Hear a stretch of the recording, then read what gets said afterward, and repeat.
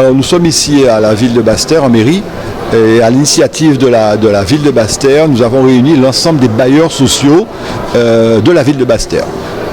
Les bailleurs sociaux sont des partenaires incontournables, puisque beaucoup de nos administrés résident dans ces résidences gérées par ces bailleurs sociaux, Sicora, SIC, Seine-Savart.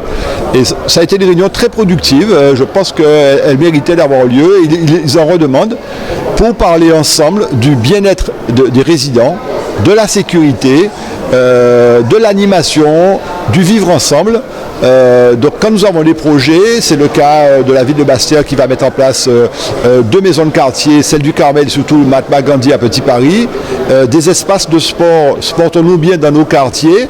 Il faut qu'on puisse communiquer sur ces structures que nous mettons en place de façon à développer ce partenariat avec ces bailleurs sociaux. Il faut qu'en termes de, par exemple, l'environnement, souvent lorsqu'il y a des déchets verts qui sont abandonnés quelque part, on s'en prend au maire, on dit au maire, que fait le maire? Il y a des déchets verts.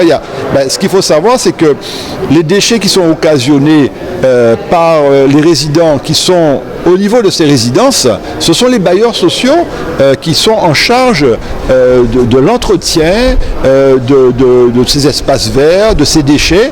Donc il y a une partie qui relève de la ville pour l'entretien, il y a une partie qui relève des bailleurs sociaux.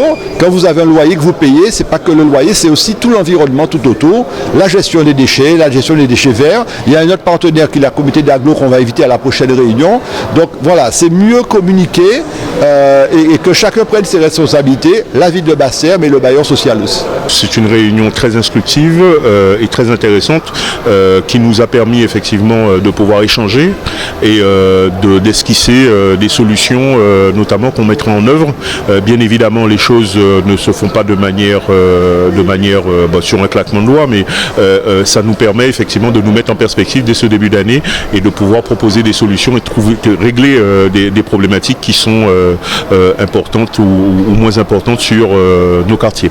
La question de la sécurité, c'est aussi la question de la circulation de l'information, d'avoir la bonne information, la bonne coordination, et en ce sens-là, on a besoin d'avoir ces échanges, de pouvoir déterminer qui sont les interlocuteurs, de donner la bonne information pour qu'on puisse avoir une politique efficace d'amélioration de la sécurité et qui constitue la tranquillité résidentielle des quartiers et qui permette une paisibilité dans nos résidences. Et qu'on s'investisse sur le terrain, sur le quartier, avec bien évidemment l'interpellation des élus, puisqu'ils sont là pour ça, pour nous pousser effectivement à régler les problématiques au quotidien. Et c'est en ce sens que ces réunions sont importantes pour pouvoir donner aussi nos contraintes et voir comment on peut les lever ensemble par l'échange d'abord et ensuite par la mutualisation des moyens que l'on peut mettre en œuvre sur des problématiques qui dépassent nos champs individuels.